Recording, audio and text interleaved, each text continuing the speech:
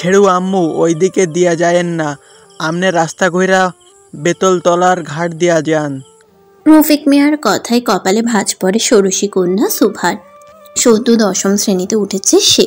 বই পুরনো হলেও নতুন ক্লাস, নতুন বছর, সব কিছুতেই একরকম উচ্ছ্বাস। স্কুলে খেলা চলছে। তবে বিজ্ঞান বিভাগের ছাত্রী সুভার আজ কোচিংয়ে পরীক্ষা আছে জামান স্যারের। বান্ধবী শিউলির সঙ্গে স্কুলে যাচ্ছে সে। আজ সকালে দেরি হয়ে গেছে তাদের, তাই তো শর্টকাট হিসেবে সোজা পথটাই বেছে নিয়েছে। যদিও ইদানিং এই রাস্তা দিয়ে আর আগের ন্যায় যাতায়াত করে না সুভা, তবুও আজ দেরি হওয়ায় এই পথটা বেছে নিয়েছিল তারা। তবে রফিক মিয়ার হঠাৎ সতর্ক বার্তায় থমকে যায় সুভা। কেন চাচা, এই রাস্তায় কি হয়েছে? আমাদের এমনিতেই আজ দেরি হয়ে গেছে, আর বেলতলার ঘাট দিয়ে গেলে তো সময় আরো বেশি লাগবে। রফিক মিয়া গম্ভীর স্বরে বলে। হোক, কিন্তু অত্যন্ত সুস্থভাবে তো স্কুলে পৌঁছাতে পারবা। এই পথ দিয়া যাইও না আজ, বেশি দেরি হইলেও বরং স্কুলে যাওয়ান লাগতো না, বাড়ি ফিরা যাও। সুভার চোখে উদ্বেগের ছাপ ফুটে ওঠে। পরীক্ষা বাদ পড়লে জামান স্যার তো রেহাই দেবে না। কপালে ভাঁজ ফেলে বলে, কিন্তু চাচা, আজ আমাদের কোচিং পরীক্ষা আছে, না দিলে স্যার আমাদের খবর করে ছাড়বে। রফিক মিয়া দীর্ঘশ্বাস ফেলে।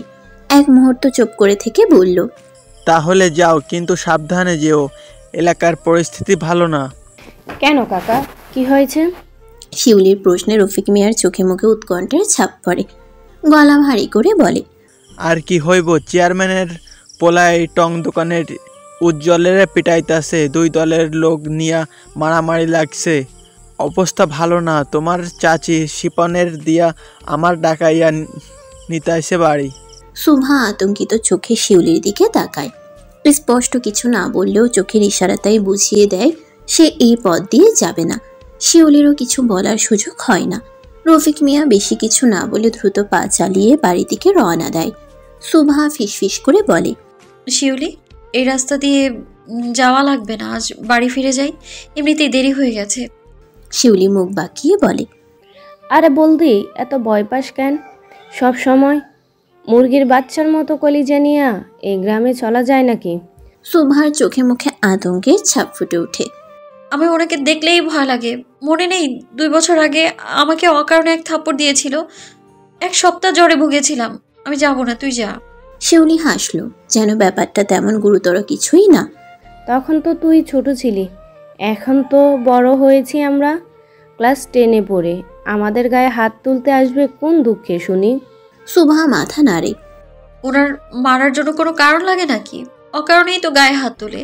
দেখলি না, চাচা বলল উজ্জ্বলকে ভাইকে মারতেছে। আমি যাব না বোন, তুই যা। শিউলি সুভার কথা কানে তোলে না, বরং তার হাত ধরে টেনে নিয়ে এগোতে থাকে। বুক ফুলিয়ে সাহস সঞ্চয় করে বলে, শুনেছিস সুবি, আজহার ভাই নাকি আগের চেয়েও বেশি সুন্দর হয়ে গেছে? গতকাল রাসেল ভাইয়া বলা বলি করছিল, শুনলাম। শিউলির কথায় সুভার চোখের মনি বিস্ফোরিত হয়। মুখে কিছু না বললেও মনের মধ্যে তোলপাড় চলে। এর মধ্যেই শিউলি ফের ফের করে বলে, মুনিয়াপা তো নাউফিক ভাইয়ার নাম শুনলেই পাগল। 2 বছর দেশে ছিল না, এই জন্যই নাকি এখনো বিয়ে বসেনি। শুনেছি কত ভালো সম্বন্ধ এসেছে মুনি আপার জন্য, কিন্তু সব সময় ফিরিয়ে দিয়েছে। আর তুই মাইয়া, ওনাকে দেখলেই এত ভয় পাস কেন বুঝি না। শিউলির কথায় কোনো প্রতিক্রিয়া দেখায় না সুভা। কি বলবে সে, কেমন করে বোঝাবে? এই 2 বছর ছিল তার জীবনের সবচেয়ে নির্ভার, শান্তির, আরামের দিন। রাস্তায় বের হতে হলে বুকের ভেতর আর শঙ্কার কাঁপুনি ধরত না। ভয় নিয়ে 1 পা 2 পা ফেলে চলতে হতো না। যেন মুক্ত বাতাসে নিঃশ্বাস নেওয়ার মতো এক স্বস্তির সময় ছিল সেটুকু। এই পথ দিয়েই তো কতবার গিয়েছে সুভা। যেদিন তার বাবা এসে বলেছিল চেয়ারম্যানের বড় ছেলে দেশে ফিরে আসছে, সেদিন থেকে এই রাস্তা বন্ধ করে দিয়েছে সুভা। বলেও এই পথে পা বাড়ে না সে। পিচ ঢালা সরু পথ, দুপাশে সারি বেঁধে দাঁড়িয়ে থাকা পাট ক্ষেত। সবেমাত্র চারা গজিয়েছে। নরম সবুজ পাতাগুলো বাতাসে দোল খাচ্ছে দক্ষিণা বাতাসের তালে তালে। সকালের সোনালি কিরণে পাতাগুলো চিকচিক করছে। সুভা চুপ করে আছে, মুখ ফুটে কিছুই বলছে না। শুধু শিউলির কথা মনোযোগ দিয়ে শুনে যাচ্ছে সে। মেয়েটা একবার বলতে নিলে আর থামে না। পাশের মানুষ কি শুনলো না সেসব আর ভাবে, বলতেই থাকে। পরনে নীল রঙা স্কুলের ড্রেস, দুপাশে ওড়নার মতো আড়াআড়িভাবে রাখা ক্রস বেল্ট, পিঠে ঝুলছে নেভি ব্লু রঙের ব্যাগ। ওই ব্যাগটা গত মাসে তার বাবা শহর থেকে এনে দিয়েছিল। ব্যাগের জিপারের সাথে ছোট্ট একটা পুতুলের রিং ঝুলিয়ে রেখেছে শুভা। স্কুলের পাশে লাইব্রেরি থেকে কিনেছিল ওটা টিফিনে রাখা জমিয়ে। চুলগুলো বেনুনি করে রাখা। সকালে শুভার দাদি বেনুনিটা করে দিয়েছিল স্কুলে আসার সময়। কয়েকটা আলগা গোছা কপালের ধারে নেমে এসেছে। গোলগাল চেহারা, টুকটুকে ফর্সা গায়ের রং। যে দেখবে এক মুহূর্তের জন্য ভেবে বুঝতে পারে এই মেয়েটা বুঝি মানব আকৃতি ধারকৃত কোনো জীবন্ত পুতুল, যাকে অনেক সাধনা করে অনেক শ্রম দিয়ে বানিয়েছে কেউ। তার মা শ্যামবর্ণা, বাবাও তেমনই, অথচ শুভার গায়ের রং যেন দুধে আলতা মেশানো। প্রথম দেখায় অনেকেই বিস্ময়ে তাকিয়ে থাকে। গ্রামে এমন মেয়ে দেখা বিরল। কেউ কেউ তো রসিকতা করে বলে এই মেয়েটার পূর্বপুরুষ নিশ্চয়ই কোনো ইংরেজ ছিল। শুভা এইসব কথায় অভ্যস্ত। ছোটবেলা থেকে এইসব শুনতে শুনতে বড় হয়েছে সে। তার রং, তার চেহারা, সবকিছু নিয়ে লোকের এত কথা, কিন্তু সে কখনো কিছু মনে করে না। তার দুনিয়াটা এখন স্কুলের ব্যাগ, বই খাতা, বান্ধবী শিউলি আর তার নিজের ছোট্ট স্বপ্নগুলোর মধ্যেই বন্দি। আর মিনিট 5 হাঁটলেই শুভার স্কুল। তবে তার আগেই পরে গ্রামের বাজার। আর সেই বাজারেই নাকি এখন চলছে তুমুল মারামারি। বাজারের সামনে আসতেই হৃদস্পন্দন বেড়ে যায় শুভার। শিউলির হাতটা শক্ত করে চেপে ধরে। সামনে যতই এগোয় কোলাহল ততই স্পষ্ট হয়। অবশেষে বাজারের সামনে এসে থামে তারা। বাজার জুড়ে এক অদ্ভুত উত্তেজনা। টং দোকানের পাশে এসে পুরনো আম গাছের নিচে একজন আম গাছের সাথে বেঁধে রাখার সেই দৃশ্য তাদের চোখে পড়ে। ছেলেটির নাম উজ্জ্বল। মুখের কোণে রক্ত জমাট বাঁধা, শরীরটা অবশ হয়ে ঝুলে পড়েছে। চারপাশে লোকজন ঘিরে দাঁড়িয়ে আছে। কেউ আগ্রহ ভরে দেখছে তো কেউ দূর থেকেই পরিস্থিতি বোঝার চেষ্টা করছে। সামনে এগোনোর সাহস নেই কারো। তার সামনেই রাখা একটা চেয়ার, আর সেই চেয়ারে বসে আছে এক মানব। পা তুলে আয়েসে ভঙ্গিতে হেলান দিয়ে আছে। চোখে একরকম অবজ্ঞা, যেন এই বিশৃঙ্খল পরিস্থিতি তার কাছে কোনো নাটকের দৃশ্য মাত্র। শুভার হৃদস্পন্দন মুহূর্তেই দ্বিগুণ বেড়ে যায়। বিগত 2 বছর ধরে যে মানুষটিকে সে এড়িয়ে চলেছে, আজ হঠাৎ করেই সামনে দেখতে পেয়ে ভয়ের মাত্রা বাড়ে। অন্তরাত্মা কেঁপে ওঠে। ভেতরে ভেতরে এক অজানা আতঙ্ক গেঁথে বসে তার শরীরে। আরও শক্ত করে শিউলির হাত চেপে ধরে মনে মনে দোয়া দরুদ পড়তে শুরু করে দেয়। এই যাত্রায় বেঁচে গেলে আর কোশমিন কালেও এই পথের মুখোমুখি হবে না সে। এই মানুষটাকে দেখলেই শরীর শিউরে ওঠে তার। ছোটবেলা থেকে এমনটা হয়ে আসছে, কারণ লোকটার সঙ্গে যখনই দেখা হয়েছে তখনই কোনো না কোনো অঘটন ঘটেছে শুভার জীবনে। শিউলি থমকে দাঁড়ায়, তবে তার চোখ বাঁধা উজ্জ্বলের দিকে নয়, বরং চেয়ারে বসে থাকা ব্যক্তির উপর আটকায়। রাসেল ভাই তাহলে ঠিকই বলেছে, লোকটা যেন দিন দিন আরো যুবকে পরিণত হচ্ছে। অন্যদিকে শিউলির এই অন্য মনস্কতা দেখে শুভার সংখ্যা আরো বাড়ে। ইশারায় বোঝাতে চায় এখানে থেকে চলে যেতে, কিন্তু শিউলি অনড়। একসময় উল্টো শুভার ধরে রাখা হাত ছেড়ে পুরোপুরি থেমে দাঁড়ায়। শুভা বুঝতে পারে না সে কি এখানেই দাঁড়িয়ে থাকবে, নাকি সোজা ফিরে যাবে বাড়িতে। দ্বিধার তোড়া চলে দুলতে দুলতে পেছন থেকে হঠাৎ ঘেউ ঘেউ শব্দে চমকে ওঠে শুভা। এর মাঝে পেছন থেকে বাজারের একটি কুকুর এসে ঘেউ ঘেউ শুরু করে দেয়। আচানক কুকুরের ঘেউ ঘেউ শব্দে শুভা ভড়কে যায়। দ্রুত কুকুরটিকে তাড়ানোর জন্য চেঁচাতে থাকে সে। পরক্ষণে চোখ পড়ে, এটা তো তাদের বাজারের কুকুর নয়, দেখতেও অনেকটা বিদেশি কুকুরদের মতোই। এই আজব প্রাণী আবার কোথা থেকে উদয় হয়েছে তাদের গ্রামে। এর আগে তো কখনো দেখেনি শুভা একে। নিজের পোষা কুকুরের ডাক শুনেই চেয়ারে বসে থাকা মানুষটি দৃষ্টি ফেরায় সেদিকে। শিউলির আড়লে থাকা শুভার দিকে চোখ পড়তেই ডেকে ওঠে, মিলো, কাম হিয়ার। অবাক করার মতোই ঘটনা ঘটে। কুকুরটি কি বুঝলো কে জানে, একবার তাকাতেই কি সুন্দর লেজ নাড়িয়ে চলে গেল তার কাছে। শুভা স্বস্তির নিঃশ্বাস ফেলে। মনে মনে ভাবে হয়তো লোকটা তাকে দেখতে পায়নি, কিন্তু তার শ্বাস পুরোপুরি ফেলার আগে আবারও গম্ভীর কণ্ঠস্বর ভেসে আসে, ওভাবে চোরের মতো লুকে আছিস কেন? বেরিয়ে সামনে। শুভার মাথা ঝিম ধরে, বুকের ভেতর ঠিপ ঠিপ করে ওঠে। লোকটা তাহলে তাকে দেখেই ফেলেছে। এই পুরো ঘটনার জন্য দায়ী শুধু এই শিউলি। কতবার বলেছিল আজ না হয় স্কুলে নাই যাই, কিন্তু এই শিউলির বাচ্চা শুনলে তো শেষমেশ এখন ফেসে গেল সে। কিরে, তোকে ডাকছি না? এদিকে আয়। ভয়ার্ত পায়ে শিউলির আড়াল থেকে বেরিয়ে আসে শুভা। ছোট ছোট কদমে এগিয়ে যায় সামনে, মাথা নিচু করে রাখা। চোখ তুলে তাকানোর সাহসটুকুও যেন অবশিষ্ট নেই শরীরে। চেয়ারে বসে থাকা ছেলেটি এক নজরে পরখ করে নেয় শুভাকে। মাত্র 2 বছর আগে এই মেয়েটা কতটুকুন ছিল, অথচ এখন এক লহমায় কেমন যেন বড় হয়ে গেছে। গম্ভীর স্বরে প্রশ্ন করে, স্কুলে যাচ্ছিস? জি হ্যাঁ। কোন ক্লাসে? 10। নিউ 10? জি। লোকটা তার দিকে কিছুক্ষণ স্থির দৃষ্টিতে তাকিয়ে থাকে। সেই দৃষ্টির ভারে সুভার আরো অসহায় হয়ে পড়ে। হাঁসফাঁস লাগে, অস্থিরতা বাড়ে, যেন মাটি ফুঁড়ে হারিয়ে যেতে পারলেই সে সবচেয়ে স্বস্তি পেত এই মুহূর্তে। সামনের বছর তাহলে কলেজ উঠবে? শোভা বুঝতে পারে না লোকটা তার সঙ্গে কি বোঝাপড়া করতে চাচ্ছে। সে ফ্যাল ফ্যাল করে তাকায় লোকটির দিকে। সাথে সাথে চোখাচোখি হয় দুজনের। তট জলদি চোখ নামিয়ে নেয় শোভা। ইতোমধ্যেই লোকটা উঠে দাঁড়িয়েছে। রোদের তাপে তার স্পষ্ট অবয়ব এক অজানা আভাস মেলে শোভার ছোট্ট অন্তঃকরণে। রোদের তাপে তার স্পষ্ট অবয়ব এক অজানা আভাস ফেলে শোভার ছোট্ট অন্তঃকরণে। শোভার নজরে পড়ে লোকটা একটু বেশি লম্বা। পরনে জুতাগুলো রোদের তাপে চকচকে ঝিলমিল করছে। জুতায় আবার কিসের যেন একটা অক্ষর লেখা। শোভা শুনেছে এই লোকের শৌখিনতা সম্পর্কে। সবকিছু নাকি ব্র্যান্ডের জিনিস ব্যবহার করে। হয়তো জুতাটাও কোনো ব্র্যান্ডের হবে, নামি দামি কোনো ব্র্যান্ড। বয়স কত রে তোর এখন? সরাসরি এমন প্রশ্নে কিছুটা বিব্রত হয়ে পড়ে শোভা। নিজেকে সামলানোর চেষ্টা করে কাঁপা কাঁপা গলায় আওড়ায়, জি। তবুও লোকটি বিরত না হয়ে পুনরায় জিজ্ঞাসা করে, তোর বয়স কত চলছে? 16। 17 হয়নি এখনো? সামনের মাসে হবে। লোকটা আর কিছু বলল না। চোখের দৃষ্টি আরো গম্ভীর হয়ে এলো শোভার উপর। একবার ভালো করে তাকিয়ে ঠান্ডা গলায় শুধালো, বাড়ি ফিরে যা, আজ স্কুলে যাওয়া লাগবে না। শোভা যেন এই অপেক্ষাতেই ছিল। বলা মাত্রই এক মুহূর্ত দেরি না করে পিছন ফিরে হাঁটা দেয়। তবে তার যাওয়ার আগেই লোকটা একদম কাছে এসে দাঁড়ায়। মাথাটা একটু নিচু নামিয়ে ফিসফিসিয়ে বলে, কাল থেকে স্কুলে যাওয়ার সময় শরীরে এক্সট্রা ওড়না পড়বে, মাথায় হিসাব পেঁচাবে, চাচাকে বলবি বোরকা কিনে দিতে। এরপর যদি বোরকা ছাড়া তোকে বাড়ির বাইরে দেখি তাহলে পা ভেঙে হাতে ধরিয়ে দেব। এখন বাড়ি যা। শরীরের সমস্ত রক্ত যেন জমে যায় শোভার। গা শিউরে ওঠে। মুহূর্তেই যেন নিঃশ্বাস বন্ধ হয়ে আসতে চাইল। মাথা নিচু করে সে আর দাঁড়ায় না, এক দৌড়ে সেখান থেকে পালিয়ে আসে। এমনকি শিউলিকেও ডাকে না সে। মেয়েটার জন্যই আজ এমন পরিস্থিতির সম্মুখীন হতে হলো তাকে। ফাজিল মেয়ে কোথাকার, বাড়ি গিয়ে ইচ্ছে মতো ধোলাই দেবে ওকে। হাঁটতে হাঁটতে বুকের ধূপ পোকানি কমার বদলে যেন আরো বেড়ে যায়।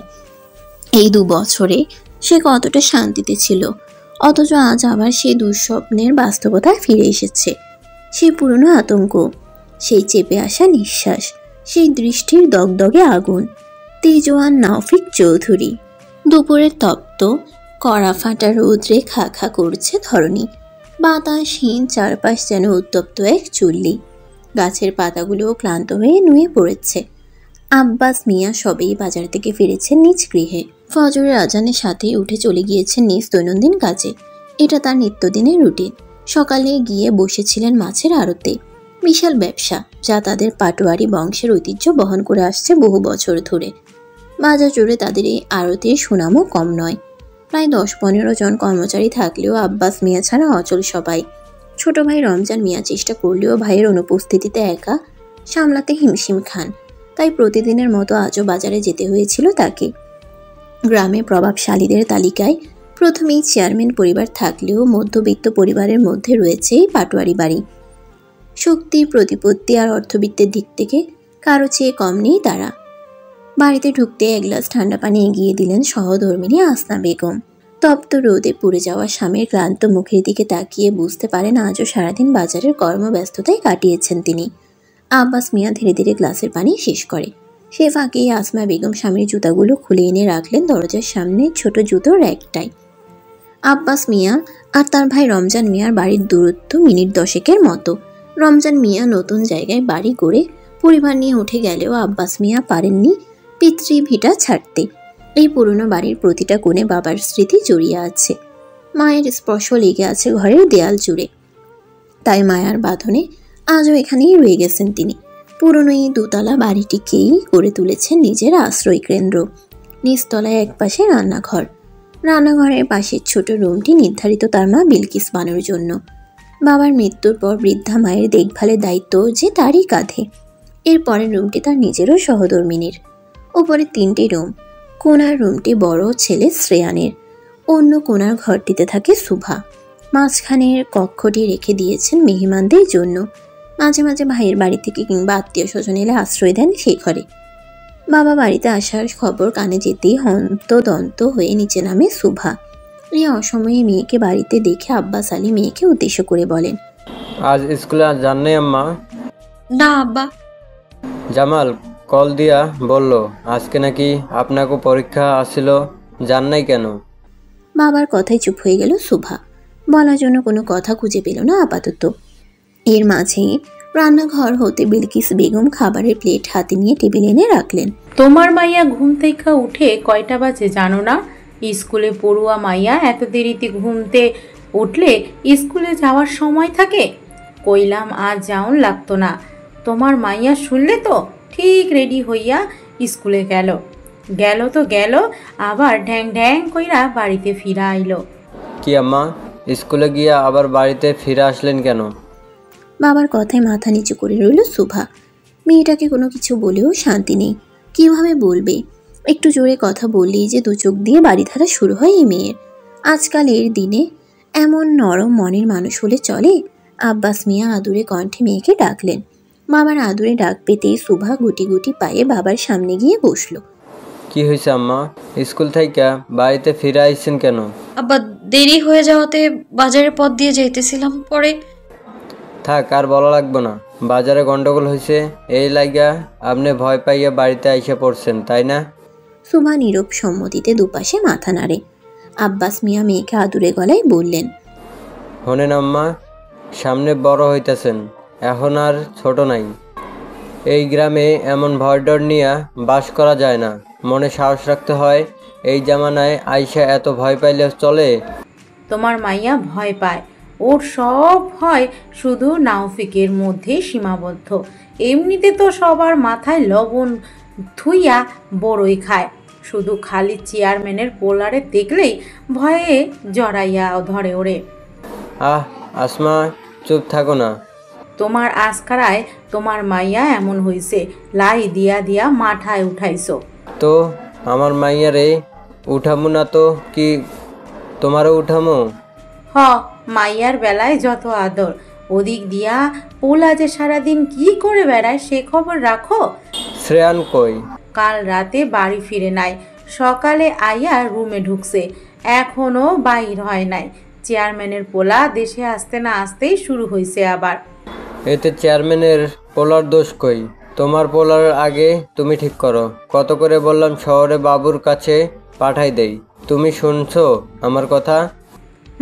কাছে থাকতেই এমন দশা, শহরে গেলে কি হইব জানা নাই। আচ্ছা আগে প্লেটে ভাত দাও, ক্ষুধা লাগছে, পেঁচাল পরে পাইরো। ভালো কথা তো, তোমার কাছে পেঁচাল লাগবই। আমি পড়ছি যত যন্ত্রণায়। এই শুভা যা ওইটারে ডাইকা উঠা, ভাত খাইতে আইতে বল জলদি। শুভা কিছু বলল না। মায়ের আদেশ পাওয়া মাত্রই হনহন করে ছুটল উপরে ভাইয়ের রুমের দিকে। সকালে সোনালি কিরণ সাদা কাচের জানালা ভেদ করে উগিয়ে দিচ্ছে রুমে। উবু হয়ে শুয়ে থাকা মাসেল দেহে শরীরে এঁকে যাচ্ছে আঁকিবুকি। নিচের দিকটা কমফোর্টে ঢাকা, সিল্কি ঝাঁকড়া চুলগুলো এলোমেলো হয়ে আছে। পিছনে পিঠের বাঁ পাশে একটা পুরনো সেলাই করা কাটা দাগ। বাড়ির কর্ত্রীর আদেশ পালন করতে কাজের মেয়েটি বার কয়েক দরজার সামনে এসে ঘুরে গেছে, তবে ভিতরে ঢুকার সাহস হয়নি। এবারও একইভাবে এসে দাঁড়িয়ে আছে রুমের সামনে।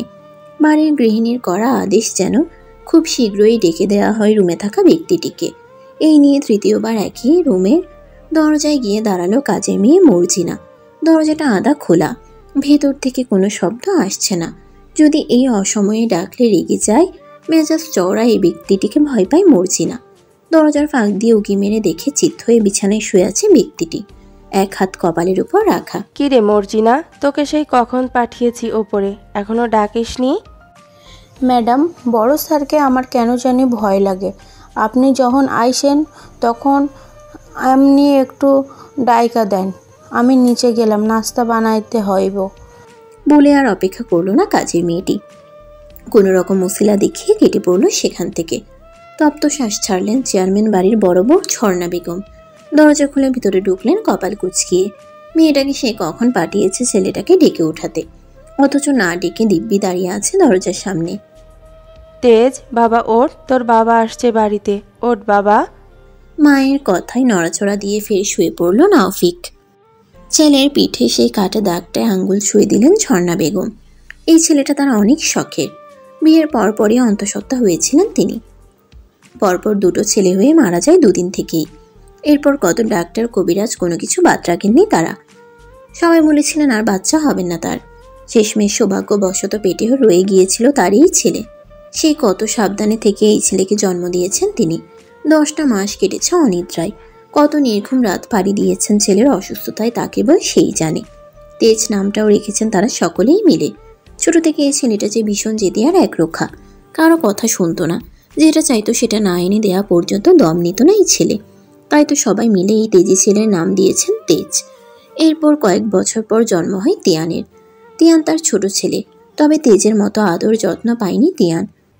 তেজ বাবা ওঠ, তোর বাবা এসেছে বাড়িতে। মায়ের আদুরে স্পর্শে আড়মোড়া ভাঙে তেজ। বিরক্তি সুরে আওড়ায়, মা কত করে বলছে তেজ ডেকো না, আমায় ভাল লাগে না। ওঠ বাবা, তোর বাবা সেই সকালে বাড়িতে এসেছেন, এমনিতেই রেগে আছেন তোর ওপর, আর ঝামেলা বাদাস না বাপ আমার, ওঠ। তুমি যাও, আসছি আমি। ছেলের কথায় আশ্বস্ত হয়ে চলে যায় ঝর্ণা বেগম। মা যেতেই আড়মোড়া ভেঙে উঠে বসলো নাওফিক। ঘুম ঘুম চোখ মেলে তাকালো বেডের বরাবর থাকা দেয়াল ঘড়িটার দিকে। খাবার টেবিলে বসে আছেন তোফাজ্জল চৌধুরী, রাশভারী মুখ। কাজের খাতিরে শহরে গিয়েছিলেন গত পরশু। কিছুদিন যাবৎ চাইলেও পারলেন না ছেলের হঠাৎ দেশে আসার খবর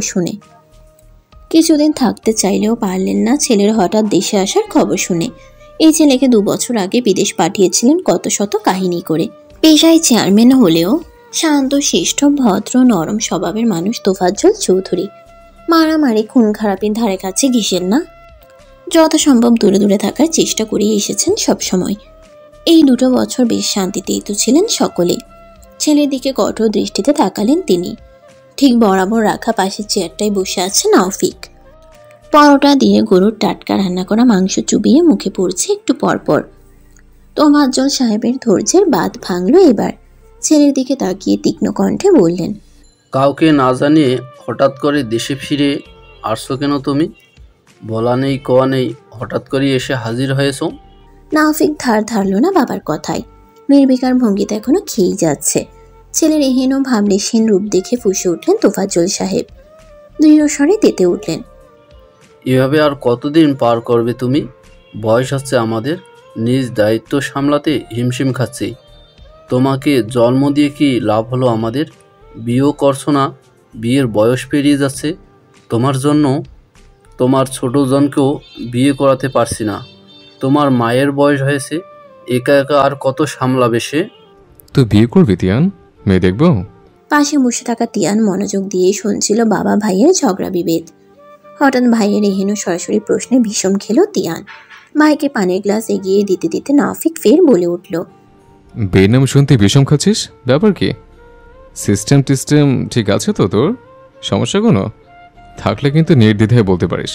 আমি তোর বড় ভাই হলেও বন্ধুর মতো সব শেয়ার করতে পারিস চাইলে। অসভ্য বেয়াদব ছেলে, সামনে তোমার পিতা বসে আছেন, সেদিকে তো খেয়াল রাখবে। ঝর্ণা, বুঝাও ওকে। এইবার যদি আমার কাছে আর একটা নালিশ আসে তাহলে কিন্তু সত্যি সত্যি এইবার আমি ওকে তেজ্যপুত্র করে বলে দিলাম। বলেই তোফাজ্জল সাহেব উঠে দাঁড়ালেন সেখান থেকে। রাগে রিরি করতে করতে চলে গেলেন নিজ রুমে। ঝর্ণা বেগম রাগী দৃষ্টে চেয়ে শুধালো, বাবার সামনে এসব কি ধরনের কথাবার্তা বলছিস তেজ? আমরা তো তোর ভালোই চাই, বল বাবা। এভাবে আর কতদিন? তোর থেকে ছোটরাও বিয়ে করে ছেলে মেয়ের বাপ হয়ে যাচ্ছে।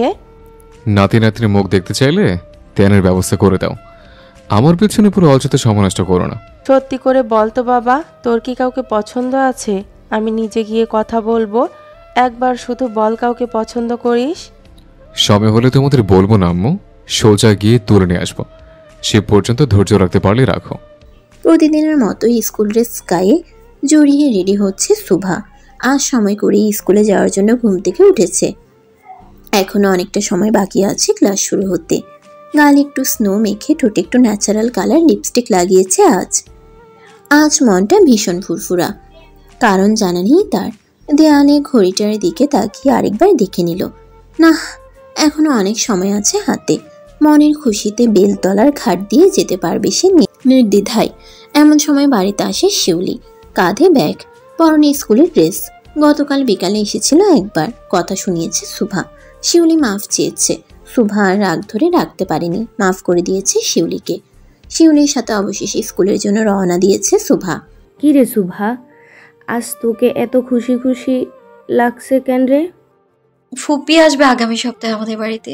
তোর শহরের ফুপিটা, ওই যে যার মেয়ে গোবর দেখে বলেছিল ডার্ক চকলেট? শুভা নাক মুখ চিটকালো, ব্রু কুচকে বলল, এটা ছাড়া আর কি কোনো উদাহরণ পাস না তুই শিউলি? জানিস তারপরেও বারবার এই একই কথা কেন টানতে হবে? তো কি বলবো বল, গোবরকে কোন আক্কেলে ডার্ক চকলেট এর মতো লাগে? তবে যাই বলিস, তোর শহরের বাড়িটা কিন্তু হেব্বি জোশ। লুচু মাইয়া, দুনিয়ার সব পোলারেই তো তোর কাছে জোশ লাগে। লাগবো না? আমার চোখের দৃষ্টি পবিত্র, সুন্দর, পবিত্র, পরিষ্কার, বুঝছস? তাই যা দেখি তারই ভালো লাগে। লা ইলাহা ইল্লা আনতা সুবহানাকা ইন্নী কুনতু মিনাজ জালিমিন। আচমকা শুভার পা দুটো থেমে মুখ দিয়ে বেরিয়ে আসা সুরা পাঠে ভরকালো শিউলি। হতভম্ব চোখে পরক করলো শুভাকে। রে ভাইয়া, এমন খাম্বার মতো দাঁড়াইয়া দোয়া দুরুদ পড়তাছস কেন? বুধ দেখছস নি? শিউলি রে, সামনে দেখ। শুভার কথায় সামনে তাকায় শিউলি। আশেপাশে তাকিয়েও বিশেষ কিছু দেখতে না পেয়ে প্রত্যুত্তর করে, কি দেখমু? মুরাদ মিয়া রাস্তায় হিসি করতাছে বৈশা। বেডারে কতদিন কইছে আব্বাই যেদিকে ওদিকে হিসি কইরো না মুরাদ। পুরো সামনে দেখ, সামনে। শিউলি এবার ভালো করে তাকালো সামনে। সাথে সাথে চোখ পড়ল বাইকে হেলান দিয়ে দাঁড়িয়ে থাকা মানবে। অস্পষ্ট শব্দে বুলি আওড়ালো, এইটা নাউফিক ভাইয়া না? শিউলির কথায় কোনো সাড়া দিল না শুভা। স্থির দৃষ্টিতে তাকিয়ে রইল সামনে। চোখে মুখে এক অদ্ভুত শূন্যতা। ভেতরটা যেন হঠাৎ করে হিম হয়ে উঠেছে মেয়েটার। শিউলি বিস্ময় নিয়ে চাইল শুভার দিকে, আর চোখে দেখে বলল, ওই মাইয়া, স্কুলে যাবি না? এমনে থম্মাইরা দাঁড়াইয়া রইছস কেন? শোভা ধীরে মাথা নাড়ালো, গলা নামিয়ে বলল, শিউলি রে, আজ আর স্কুলে যাওয়া লাগবে না, তুই যা, আমি বরং বাড়ি ফিরে যাই। শিউলি অবাক হয়ে কপাল কুঁচকে বলল, আজব কাহিনী, অর্ধেক রাস্তা আইসা এখন বলতেছস বাড়ি যাবি, তাহলে আসলি কেন? আমি কি জানতাম নাকি যে নাউফিক ভাই এখানে দাঁড়ায় থাকবো? তো কি হয়েছে? নাউফিক ভাইয়া কি তোরে খাইয়া ফেলাবো নাকি? দাঁড়াইয়া থাকলে তোর কি সমস্যা?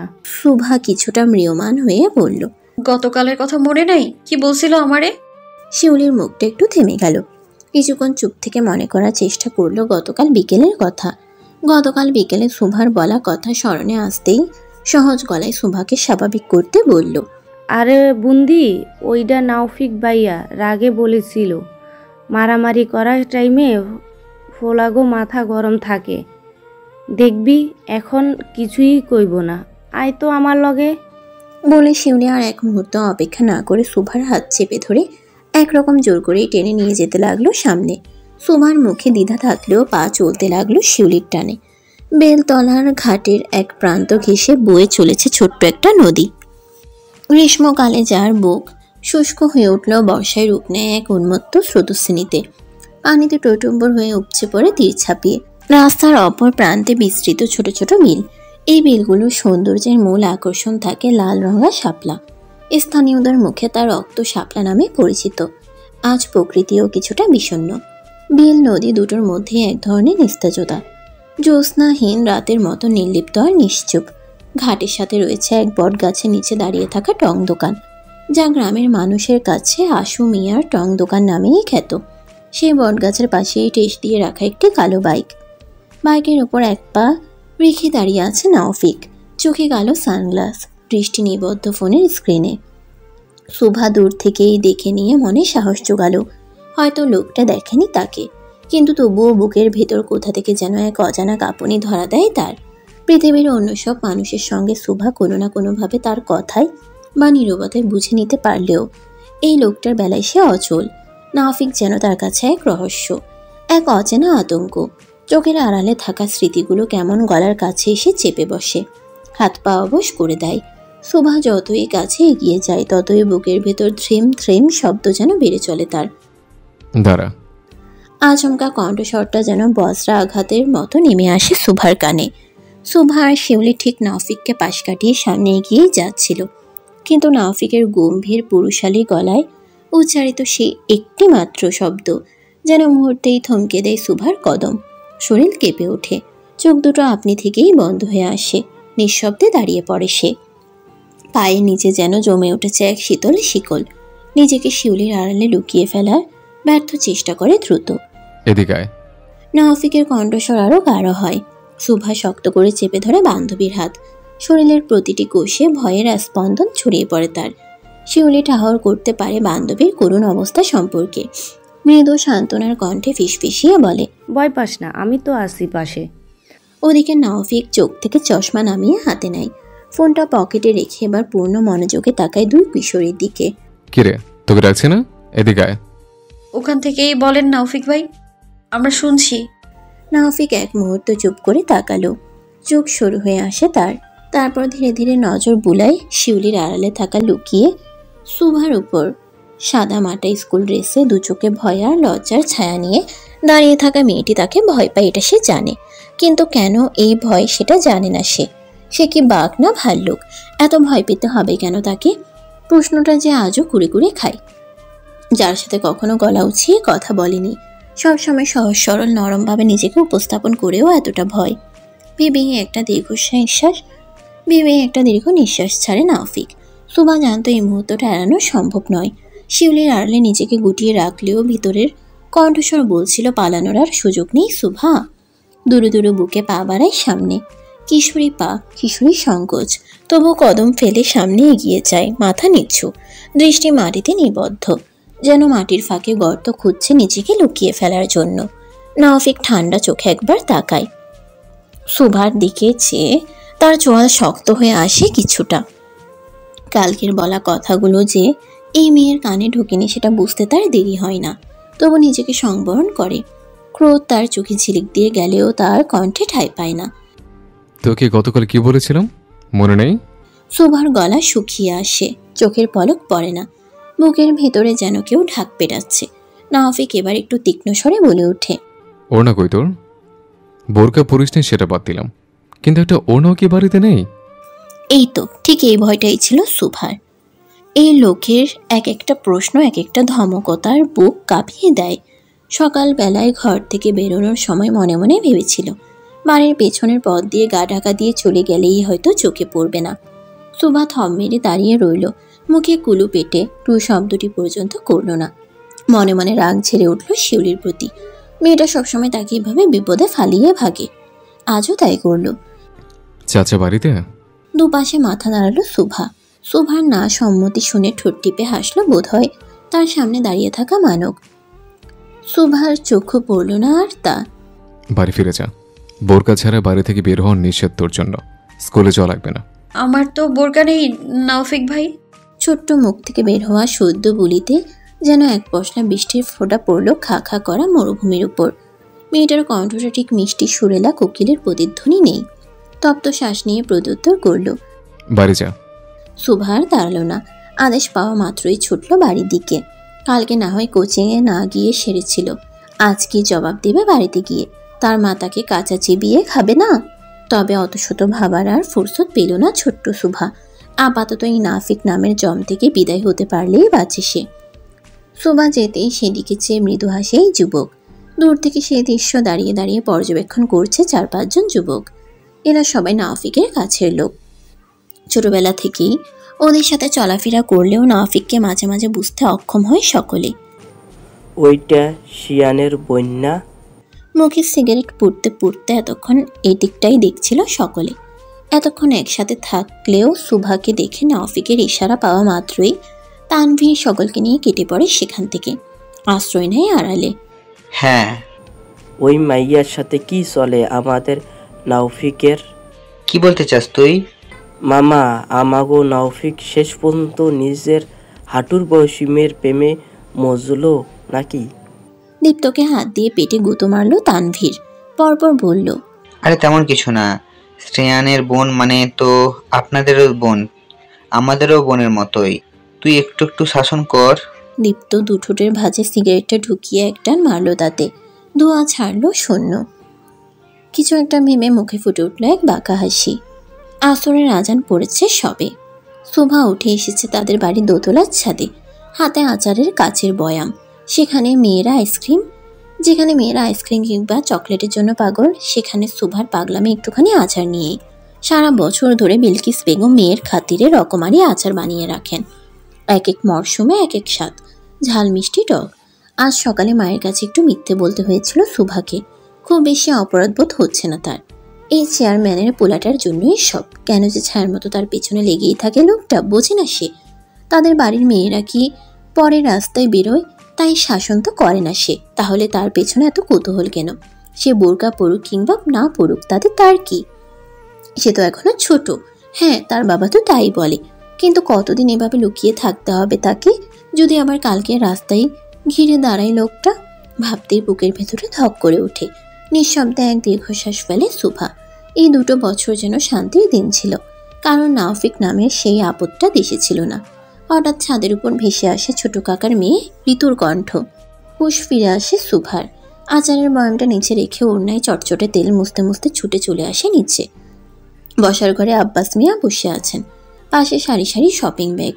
এত ব্যাগ একসাথে দেখে চোখ মেলে তাকায় শোভা। বাবা, এত ব্যাগ! শহরে গেছিলা নাকি? আব্বাস মিয়া কিছু বলেন না। ঠিক তখনই কলপাড় থেকে হাত মুছতে মুছতে ভিতরে ঢুকে শ্রেয়ান। ভাইকে এভাবে হুট করে দেখে খানিকটা অবাক হয় শোভা। আমি এনেছি, বাবা না। শ্রেয়ানের কথা শুনে বিলকিস বেগম থমকে দাঁড়ান। বড় বড় চোখে তাকান ছেলের দিকে। যে ছেলে কিছুদিন আগেও 1 কাপ চায়ের জন্য টাকা চাইতো, সেই ছেলে কিনা আজ এতগুলো ব্যাগ নিয়ে এসেছে। কারোরই যেন বিষয়টা বিশ্বাস করতে মন চায় না। সবার জিজ্ঞাসু চোখকে এক প্রকার উপেক্ষা করে শ্রেয়ান বসে পড়ে খাবার টেবিলে। এগুলো তোর রুমে নিয়ে যা। শোভা কিং কর্তব্য বিমূঢ়। এত ব্যাগ, এত জিনিসপত্র, কি আছে এর ভেতরে? ভাইয়া, এগুলোর ভেতরে কি আছে? ভেতরে গিয়ে নিজেই দেখে নিস। শোভা এগোতে যাচ্ছিল ব্যাগ ধরতে, ঠিক তখনই কথা কেটে দেয় বিলকিস বেগম। চোখে একরকম জহুরির দৃষ্টি, গলায় কৌতূহলের সঙ্গে সন্দেহ মেশানো স্বর। কি কিনা আনছস তুই? টাকা পাইলি কই? শ্রেয়ান মায়ের কথার কোনো জবাব দিল না, চুপচাপ বসে পড়ল খাবার টেবিলে। প্লেটে ভাত তুলে নিতে নিতে ধীর গলায় বলে উঠল, কি রে, দাঁড়িয়ে আছিস কেন এখনো? বললাম তো ব্যাগগুলো রুমে নিয়ে যা। শোভা একবার বাবার দিকে তাকায়, তারপর মায়ের দিকে। মূলত কি করবে কি বলবে তাই বোঝাতে চাইল চোখে মুখে। আব্বাস মিয়া কোনো কথা না বলেই ধীরে ধীরে উঠে গেলেন নিজ রুমে। চারপাশে হঠাৎ একটা অদ্ভুত নিস্তব্ধতা নেমে এলো। আর দেরি করল না শোভা। মনে মনে উষ্ণ কৌতূহল নিয়ে ব্যাগগুলো একে একে গুছিয়ে তুলে নিল কোলে। তারপর ছুটাছুটি করে উঠে গেল নিজের ঘরে। দরজাটা ভেতর থেকে বন্ধ করে দিল সাবধানে, যেন কেউ হঠাৎ না ঢুকে পড়ে। মনের ভিতর ধুকপুক করছে, তার ভাই এসব কেন কিনে আনলো, তার জন্য কি কি এনেছে? ব্যাগের ভেতর কি শুধুই জামা কাপড়, নাকি অন্য কিছু? বুক জুড়ে একরাশ বিস্ময়, চোখে অনাগত কৌতূহলের দীপ্তি নিয়ে শোভা ধীরে ধীরে উপরে রাখা শপিং ব্যাগগুলো একে একে খুলতে লাগলো। মনস্থির ভাবনায় ডুবে থাকা মেয়েটির বিস্ময় যেন আরও বাড়ল। ব্যাগগুলোর ভিতরে রাখা জিনিসপত্র দেখতে না দেখতেই চোখ দুটো বিস্ফোরিত হয়ে উঠল একসাথে। পরপর সবগুলো ব্যাগ একত্রে খুলে ভিতরে থাকা জিনিসগুলো হাতে নিয়ে পরখ করে বার কয়েকবার। যেখানে মূলত বড় বড় ওড়নার ন্যায় স্কার্ফ আর বোরকা ছাড়া অন্য কিছু চোখে পড়ছে না তার। একে একে গুনে গুনে 5টা বোরকা, সাথে 1 ডজন হিজাব এর ন্যায় ওড়না খুঁজে পায় শোভা। তার ভাই তার জন্য বোরকা আর ওড়না কিনে এনেছে কেন? সে তো বলেনি তার ভাইকে এসব কিনে দিতে। ভাইকে তো দূর, বাবাকেই তো বলেনি শোভা। তাহলে তার ভাই জানলো কিভাবে এসব তার লাগবে? শোভা বোরকাগুলো নিয়ে খাটের সাথে থাকা ড্রেসিং টেবিলটার আয়নার সামনে দাঁড়ালো। খুঁজে খুঁজে একটা জামরঙা বোরকার উপর থেকে শরীরের সাথে মেলে ধরে সাইজ মাপলো সে। না, পুরো সাইজ মতোই তো আছে। যদিও শোভা বোরকা পরে না, তারপরও কাপড়গুলো দেখে বেশ দামিই মনে হচ্ছে তার কাছে। কপালে মোটামুটি ভাঁজ পড়েছে শোভার। যে পর্যন্ত ভাইয়ের কাছ থেকে না শুনবে ততক্ষণ পর্যন্ত যে স্বস্তির নিঃশ্বাস ফেলতে পারবে না। তার ছোট্ট ছটফটা মনটা খাটের উপর বসে পা দুটো নাগাতার নাড়াতে লাগলো। ডান হাতের আঙ্গুল মুখে পুরে নখ কামড়াতে কামড়াতে ভাবতে থাকলো, গতকাল থেকে শুরু হওয়া আজ সকাল পর্যন্ত ঘটা সমস্ত ঘটনা। লোকটা তাকে বোরকা আর হিজাবের কথাই তো বলেছিল সকালে। তাহলে কি শ্রেয়ান ভাই সে কথা কারো কাছ থেকে শুনতে পেয়েই বোরকা আর হিজাব কিনে দিয়েছে তাকে? কিন্তু শ্রেয়ান ভাই তো গতকাল বিকেলেই তার মায়ের কাছ থেকে বকুনি খেয়ে টাকা নিয়ে গেল। মা কত বকলো তাকে সেই নিয়ে। তাহলে এত টাকা পেল কোথায় হঠাৎ করে তার ভাই? প্রশ্নের পর প্রশ্ন জড়ো হতে থাকে সুভার অবুঝ মনে। উত্তরহীন সেসব প্রশ্ন এক একটা যেন কাটা হয়ে বিঁধে যেতে থাকে বুকে। যতক্ষণ না নিজ ভাইয়ের মুখ থেকে সম্পূর্ণটা শুনবে ততক্ষণ পর্যন্ত মনটা যে স্বস্তি নিঃশ্বাস ফেলতে পারবে না তার। সুভার চিন্তার দেয়ালে ছেদ পড়ে হঠাৎ করেই দরজায় টোকার শব্দে। পায়ের দোল ছেমে যায় মুহূর্তে। চমকে উঠে পা দুটো মাটিতে ফেলে খ্রস্ত পায়ে এগিয়ে যায় দরজার দিকে। নিঃশব্দে কপাট খুলতেই সামনে ভেসে ওঠে শ্রেয়ানের মুখ। মায়েকে দেখে যেন বুকের মধ্যে লুকিয়ে থাকা উৎকণ্ঠার পাহাড়টা খানিকটা গলে ওঠে তার। ছটফটা মনটা পায় একরাশ প্রশান্তি। সরে দাঁড়িয়ে জায়গা করে দেয় ভাইয়ের জন্য। শ্রেয়ান নির্লিপ্ত ভঙ্গিতে ঘরে ঢোকে। চোখ পড়ে খাটের উপরে ছড়িয়ে থাকা বোরকা আর হিজাবের স্তূপের দিকে। কয়েক মুহূর্তে স্তব্ধ হয়ে থাকে সেখানটায়। সেসব দেখে চোখে খানিক বিস্ময়ের ছায়া ফুটে উঠলেও পরক্ষণেই নিজেকে সামলে নেয় দ্রুত। তারপর ধীরে সুস্থে বোনের দিকে তাকিয়ে সোজা কথা বলে বসে, কাল থেকে স্কুলে এগুলো পড়ে যাবি। সুভা এক মুহূর্তের জন্য নিশ্চুপ থেকে যায়। যেন এমন কথা সে একেবারেই আশা করেনি তার ভাইয়ের মুখ থেকে। চোখে প্রশ্নের ঝিলিক নিয়ে অকপটে বলে উঠল, এসব তুমি এনেছো ভাইয়া? নিচে বলেছিলাম, শোনোস নাই বুঝি? যেহেতু বলছি আমি এনেছি, তার মানে তো আমি এনেছি। কিন্তু আমি তো বোরকা পরি না ভাইয়া, হঠাৎ তুমি এইসব আনলে যে? শ্রেয়ান এবার একটু গম্ভীর গলায় বলে, পড়িস নাই, পড়বি, সমস্যা কি তাতে? গ্রামের পরিস্থিতি দেখতেছস তো না, এখন থেকে বাইরে যাবি, সবসময় বোরকা পরিরা, বুঝছস? সুভা দ্বিধায় ভরা কণ্ঠে নিচু স্বরে বলে, কিন্তু আম্মা তো কিছু বলেনি। এভাবে হঠাৎ বোরকা পড়তে দেখলে যদি আম্মা বকে? বোরকা পরা ভালো জিনিস, আম্মা কিছু বলবো না, বরং খুশি হইব। তুই কাল থেকে স্কুলে বোরকা পরিরা যাবি, বুঝছস? কিছুক্ষণ চুপচাপ দাঁড়িয়ে থাকে সুভা। তারপর ধীরে ধীরে দুদিকে মাথা নাড়ে। ভাইয়ের কথার প্রতি সম্মতির নিঃশব্দ স্বীকৃতি দিতেই শ্রেয়ান বেরিয়ে যায় সেখান থেকে। বিকেলে নরম রোদ্দুর এলিয়ে পড়ছে পশ্চিমায়। মাগরিবের আজান পড়বে ভাব। বিলকিস বেগম গিয়েছেন বাবার বাড়িতে। পাশের এলাকার মেয়ে বিলকিস বেগম একটি সম্ভ্রান্ত পরিবারের মেয়ে। পাশের গ্রামের সব থেকে শিক্ষিত পরিবারের মেয়ে বিলকিস বেগম। নামডাক আছেন গোটা বেশ। বাড়িতে আপাতত শোভা একাই। আব্বাস মিয়া গেছেন বাজারে। নিজের রুমে দরজা লাগিয়ে পড়তে বসেছে শোভা। বিজ্ঞান বিভাগের ছাত্রী শোভার ইচ্ছার বিরুদ্ধে গিয়ে তাকে এই বিজ্ঞান বিভাগ নিতে হয়েছে মায়ের জোড়াজুড়িতে। সে নিতে চেয়েছিল কমার্স। স্কুলের সব বান্ধবীরাই তো কমার্সে ঢুকেছিল তার, শুধু এই পাজি শিউলিটা ছাড়া। তবে শিউলির থেকে মাথার ব্রেন যথেষ্ট ভালো শোভার। এটা তার নিজের কথা নয়, বরং স্কুলের স্যাররাই এই কথা বলেন। সেই স্যাররাই তো তার মাকে উস্কেছে এই বিজ্ঞান বিভাগ নেওয়ার জন্য। ভেবেই তপ্ত শ্বাস ফেলল শোভা। নবম শ্রেণীতে কোনো মতে টেনে টুনে পাশ করলেও সামনে যে বোর্ড পরীক্ষা, সেখানে তো আর ফাঁকিবাজি করলে চলবে না, পড়তে হবে নিয়ম করে, গভীর মনোযোগে। পদার্থবিজ্ঞানের সূত্র মেলানো তার কাছে তুলনামূলক সহজ লাগলেও কেমিস্ট্রি বিষয়টা তার কাছে অভিশাপ স্বরূপ। রাসায়নিক বিক্রিয়া, পারমাণবিক সংখ্যা আর অণুবিক্রিয়া সবই বিরক্তিকর ও ক্লান্তিকর লাগে শোভার কাছে। অথচ ক্লাসের প্রায় সবাই, এমনকি শিউলিও বলে কেমিস্ট্রি সহজ, পদার্থবিজ্ঞানী নাকি কঠিন। টেবিলের উপর মেলে রাখা কেমিস্ট্রির বই হাতে কলম দিয়ে অনুমানস্কভাবে আঁকিবুকি করছে। টানা 1 ঘন্টা যাবৎ পড়েছে সে। মাটা যে সেই কখন গেছে, সন্ধ্যা নেমে আসতে চলল, এখনো আসছে না কেন ভেবেই বার কয়েক এদিক ওদিক তাকায় শোভা। এমন সময় দরজায় ঠক ঠক শব্দে চমকে ওঠে। দরজা খুলে শোভা। তবে দরজার সামনে শিউলিকে এই অসময়ে দেখে কপালে ভাঁজ পড়ে সরু। তীক্ষ্ণ চোখে তাকায় শিউলির দিকে। মেয়েটা কেমন যেন চোরের মতো এসে টুপ করে ঢুকে পড়ে ঘরে। শোভা হকচকায়, বিস্মিত দৃষ্টিতে চেয়ে থাকে বান্ধবী শিউলির দিকে। দরজা লাগা মাইয়া জলদি।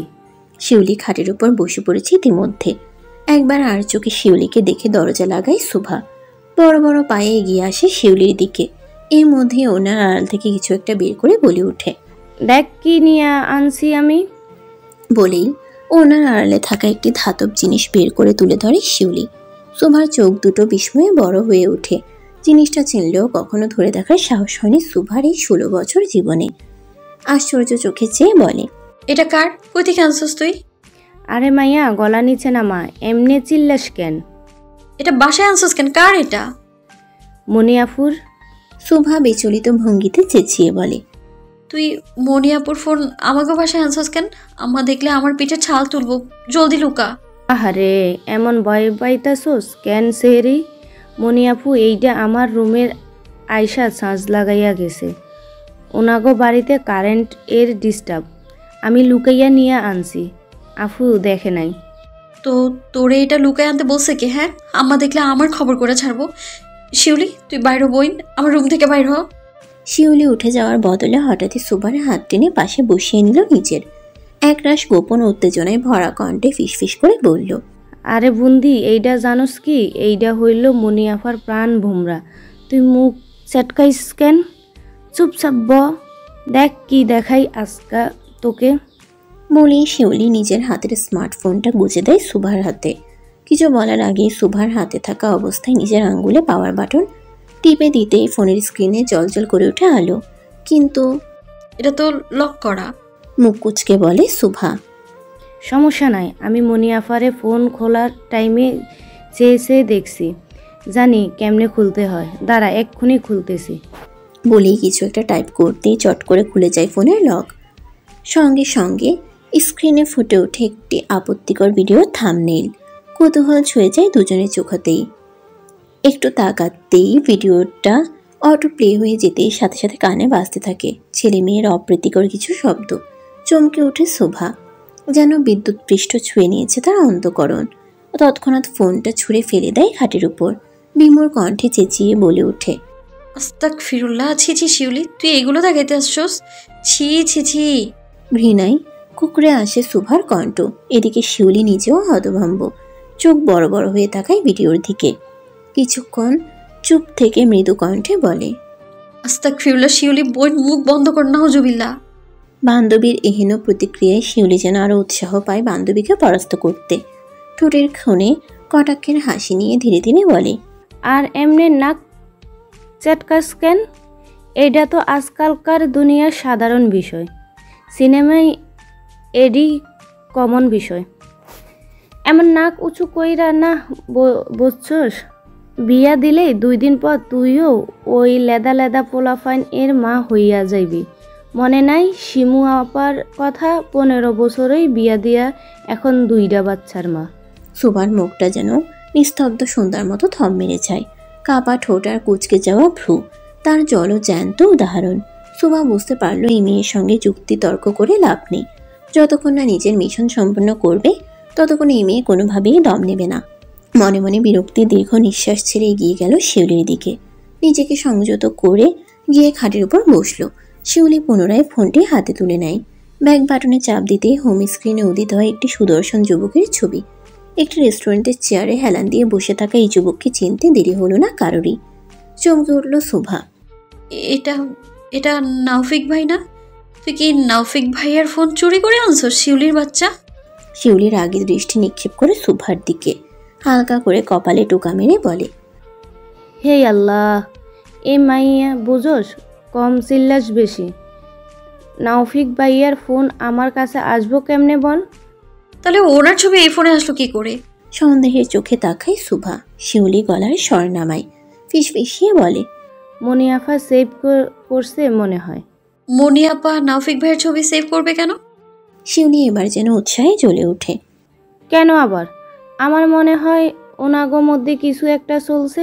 আমি একদিন দেখছি আফা ফোনে কি জানি লিখে, আবার মুসকি মুসকি হাইসা ওঠে। বুঝলি, প্রেম টেম হইছে শিওর। শোভা বিরক্ত হয়ে দাঁত চেপে বলে, চাচি তো এখনই আইব না? তোর মামিরে নিয়া ডাক্তার দেখাইতে গেছে, সময় লাগবো। তোর এত ভয় কিসের? শোভার কপালে চিন্তার ভাঁজ পড়ে আরও একবার। ঘড়ির কাঁটার দিকে তাকায় সে। বুঝতে পারে সময় হয়তো এখনো হাতে আছে, কিন্তু শিউলির মতো মেয়ের হাতে এই ফোন থাকার মানে ঝামেলা, যে কোনো দিক থেকে বাঁক নিতে পারে।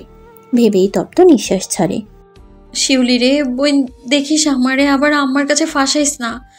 আম্মা যদি একবার জানতে পারে আমার খবর করে ছাড়বো। শিউলি সুভাকে কাছে এনে বসালো। পরপর ফোনের দিকে দৃষ্টি ফেলে বলল, আয় তোরে একটা জিনিস দেখাই। বলেই সোজা ফোনের ফেসবুকে ঢুকলো সে। ফেসবুকে ঢুকে স্ক্রলিং করতে করতে হঠাৎ সামনে পেল একটা আইডি থেকে দেয়া পোস্টের আপডেট। একটু আগেই দিয়েছে কেউ। কাঙ্ক্ষিত আইডি চোখে পড়তেই টুকুস করে সে আইডিতে ঢুকে পড়ে শিউলি। আইডিতে বড় বড় অক্ষরে লেখা তেজওয়ান নাওফিক চৌধুরী, সাথে আবার পাশে ছোট করে লেখা তেজ।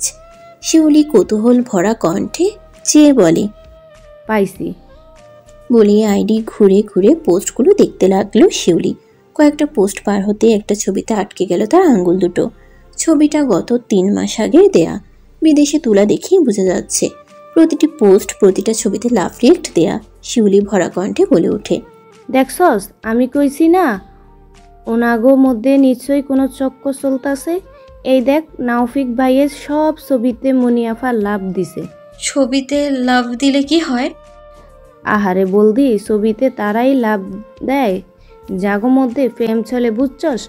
ওই দিন পিন্টু বাইরে দেখলাম হ্যার গার্লফ্রেন্ডের লগে ফোনে ঝগড়া করতেছে।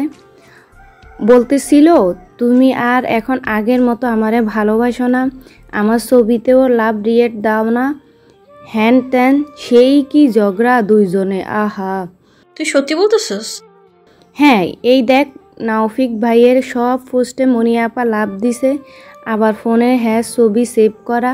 হ্যাঁ মানে বুঝোস না? মাগরিবের আজান শেষে নামাজ পড়ে সবেই বাড়িতে ফিরলেন তোফাজ্জল সাহেব। নিজ বাড়ির ড্রয়িং রুমে আপাতত উপস্থিত ছোট ভাই আকরাম সাহেব। আজই শহর থেকে ফিরেছেন নিজ পরিবারের সহিত। পারিবারিক ব্যবসা সামলানোর খাতিরে তিনি শহরেই থাকেন বেশিরভাগ সময়। আকরাম সাহেবের বড় 2 মেয়ে পড়েন শহরেরই নামি দামি প্রাইভেট কলেজে। ভাইকে দেখে দাঁড়িয়ে গেলেন সম্মানের খাতিরে। তোফাজ্জল সাহেব এসে বসলেন নিজের জন্য বরাদ্দকৃত চেয়ারে। কখন এসেছো? জি ভাই, মাত্র এলাম। এবার কিছুদিন থেকে যাও, এখানে কিছু দরকারি কাজ আছে। সিরাজকে বলে দিয়েছি ওই দিকটা আপাতত সামলাতে। সমস্যা নেই ভাই, আমি সিরিয়াসকে সমস্ত দায়িত্ব বুঝিয়ে দিয়ে এসেছি। সুস্মিতা কোথায়? ওদের নিয়ে আসনি? পাশে থাকা বাড়ির বয়োজ্যেষ্ঠ আঞ্জু বেগম ছেলের কথায় পান চিবুতে চিবুতে বলল, তোমার বাইজে রেখে এখন এদিকে পাইবা? দেখো গিয়া, নাওফিকের রুমের সামনে ঘুরঘুর করতেছে মনে হয়। মায়ের কথায় বিষম খায় আকরাম সাহেব। যদিও মায়ের কথা পুরোপুরি মিথ্যা নয়। মেয়েটা যখন থেকে শুনেছে নাওফিক দেশে ফিরে আসছে, তখন থেকেই তো তাকে তাড়া দিয়ে দিয়ে নিয়ে এসেছে এখানে। তোফাজ্জল সাহেব ভ্রুকুটি করে উঠে গেলেন সেখান থেকে। যেতে যেতে ভাইকে উদ্দেশ্য করে বলে গেলেন, ফ্রেশ হয়ে বাইরে এসো, পাশের গ্রামে সালিশ বসেছে, যাবে আমার সাথে? দোতলায় একটি কক্ষের সামনে দাঁড়িয়ে অনবরত পায়চারি করছে সুস্মিতা। এবার অনার্স 3য় বর্ষের ছাত্রী সুস্মিতা পরে শহরের এক নামি দামি প্রাইভেট ভার্সিটিতে। এই 2 বছরে নিজ গ্রামের চোখাট পেরোনি একবারও। বাবা মা শত করে বললেও আনানো যায়নি তাকে। তবে নাওফিকের দেশে ফিরে আসার কথা শুনতেই আর আটকে রাখতে পারেনি কেউ তাকে। সেই ছোটবেলা থেকে যাকে নিজের কল্পনায় সাজিয়ে এসেছে, তাকে এক নজর দেখার তৃষ্ণার লোভ সামলাতে পারেনি শত চেষ্টা করেও। তাই তো বাড়িতে আসা মাত্রই কাঙ্ক্ষিত মানুষটাকে দেখার জন্য সে তখন থেকে বাইরে পায়চারি করে বেড়াচ্ছে সে। অবশেষে নিজেকে ঠিকঠাক করে নিয়ে দরজা ঠেলে ভিতরে ঢুকতেই একটা কড়া পুরুষালী ঘ্রাণ এসে নাকে মুখে আঘাত খায় সুস্মিতার। ভিতরে প্রবেশ করতেই প্রথমে চোখ পড়ে বেডের উপর এলোমেলোভাবে ফেলে রাখা কমফোর্টটায়। তার উপরে পরে আছে একটি কালো রঙা টি শার্ট। রুমে কাঙ্ক্ষিত মানুষটিকে দেখতে না পেয়ে পরে থাকা টি শার্টটি তুলে নাকে টেনে এনে ঘ্রাণ নেয় প্রাণ ভরে। ঠিক সেই সময় বারান্দা থেকে বেরিয়ে আসে নাওফিক। নিজ রুমের ভিতরে অন্য কারো উপস্থিতি পছন্দ নয় এই ব্যক্তির। চোখে মুখে বিরক্তির রেশ প্রগাঢ় হলো নিজের টি শার্ট সুস্মিতার হাতে দেখা মাত্রই। পরনে 3 কোয়ার্টার প্যান্ট, সাথে কালো টি শার্ট। নাওফিককে আচানক এভাবে দেখে থতমত খায় সুস্মিতা। নির্লজ্জ বেহায় মেয়েদের মতো কবে থেকে হলি তুই? সোজা পরপুরুষের রুমে ঢুকে বসে আছিস। আমার রুমে আসতে নিষেধ করে নি তোকে? এভাবে বলছো কেন তেজ? তোমার সাথে দেখা করতে তো সেই শহর থেকে ছুটে এসেছি। আমি কি তোর ভাতার লাগে যে আমায় দেখতে এভাবে ছুটে আসছিস? আর কখন আমার রুমের সামনে যেন তোর না দেখি। বাইর হ। এভাবে বলছো কেন তেজ? সম্পর্কে আমি তোমার কাজিন, আর এটা তো আমারও বাড়ি। আমার অধিকার নেই তোমার ঘরে ঢোকার? তুই পুরো গ্রামের সমস্ত ঘরবাড়ি ঘুরে ঘুরে দেখ। রাস্তায় যা, মাঠে যা, ঘাটে যা, তোর ইচ্ছা। তবে আমার রুমে ঢুকবি না। এটাই শেষবার। আর যেন আমার এই কথা তোকে রিপিট করতে না হয়। এভাবে বলো না, একদিন তো এই রুমে তুমি আর আমিই থাকবো, তখন তো তোমার রুম কেন, তোমার উপরেও আমার অধিকার থাকবে, তখন কি করবে? তোর বাপে আইসে এ বাড়িতে? আজ যেন কেমন প্রশ্নে থতমত খায় সুস্মিতা, পরপর উত্তর করে, হ্যাঁ কেন? ওইটা তোর বাপরেই বলতেছে, আয় বাইরে। বলেই সেখান থেকে বেরিয়ে যায় নাওফিক। নাওফিক বের হতেই পিছু পিছু ছুটে সুস্মিতা। লোকটা একেবারে গিয়ে ড্রয়িং রুমে হাজির। সেখানে এখনো বসে আছেন বাড়ির বয়োজ্যেষ্ঠ আঞ্জু বেগম। আঞ্জু বেগম, আপনার গণধর ছোট ছেলে কই? ডাকেন ওনাকে। আঞ্জু বেগম কেবলই পান মুখে পুড়েছেন, চিবুতে চিবুতে। কি হয়েছে দাদা ভাই? আকরাম বাইরে গেছে তোমার বাপের লগে। চাচারে কি দরকার তোমার? তোমার পোলারে বলবা মেয়েরে বিয়ে দিতে। মাইয়ার বিয়ের বয়স পার হয়ে যেতেছে, বিয়ে দেয় না কেন? চৌধুরী বাড়ির খাম্বা বানিয়ে রাখার ইচ্ছে হয়েছে নাকি? কেন দাদু ভাই, কি করছে দাদুমণি? তোমার দাদুমণির যৌবনে জাল উঠছে দাদু ভাই, বিয়ার ভূত মাথায় চাপছে। দিন দুপুর অন্য পুরুষের রুমে ঢুকে পড়ে হুশহাস। বিয়ের বয়স পার হয়ে যাওয়ার পরও মাইয়া বাড়িতে থাকলে এমন তো করবই। আজ আমার ঘরে ঢুকোস, কালকে দেখবা গ্রামের অন্য পোলাকে ঘরে ঢোকার বিচার আসবো।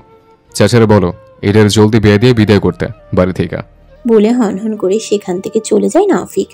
পিছনে দাঁড়িয়ে সুস্মিতা বিমূঢ় স্থগিত ভঙ্গিতে দাঁড়িয়ে ঠায়। আঞ্জু বেগম আর চোখে নাতনিকে দেখে পুনরায় পান চিবুতে লাগলেন। সুস্মিতা প্রচণ্ড লজ্জায় আড়ষ্ট হয়ে দাঁড়িয়ে রইল ওভাবেই। কিচেনের একপাশে দাঁড়িয়ে বাড়ির কাজের মেয়ে মর্জিনা পরনে ত্রিপিসের ওড়নায় মুখ চেপে খিটখিটিয়ে হাসছে। আঞ্জু বেগম চোখ রাঙা দিয়ে মুখটা একেবারে চুপসে যায় মর্জিনার। হনহন করে ছুটে যায় রান্নাঘরে। এইসব কাণ্ডে একটুও ভ্রুক্ষেপ নেই সুস্মিতার, যেন এইসবে ভীষণ অভ্যস্ত সে। সহসা এগিয়ে এসে বসল বৃদ্ধা আঞ্জু বেগমের পাশে। পরপর পায়ের উপর পা তুলে দিয়ে চড়া গলায় আওড়ালো, এভাবে হাসো না বুড়ি, তোমার ওই গরম মেজাজ ওয়ালা নাতিরে আমি বিয়ে করব, দেখে নিও। আঞ্জু বেগম নাতনির কথাই তেমন একটা পাত্তা দিল বলে মনে হলো না। কাট কাট গলায় প্রত্যুত্তর করলো, সেই আশায় থাকলে সারা জীবন আইবুড়ো হইয়েই থাকতে হইব তোমার শ্বশুরানী।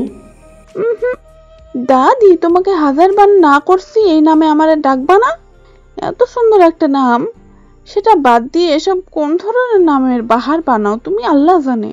আঞ্জু বেগম ঠোঁটের কোণে এক চিলতে ব্যঙ্গ হাসি টেনে বলে, ছোটবেলায় আমার বিছানায় প্রস্রাব কইয়া ভইরা ফেলার সময় তোর নাম আমি শ্বশুর রাখছিলাম, আমি হইয়া কইয়েই ডাক মুতরে। সুস্মিতা কপাল চাপড়ালো। এই মহিলার সঙ্গে কথা বলাই বৃথা। ভেবে উঠে দাঁড়াতেই যাবে, তখন তিয়ানকে দেখে পুনরায় বসে পড়ল সেখানে। সবেই বাইরে থেকে এসেছে তিয়ান।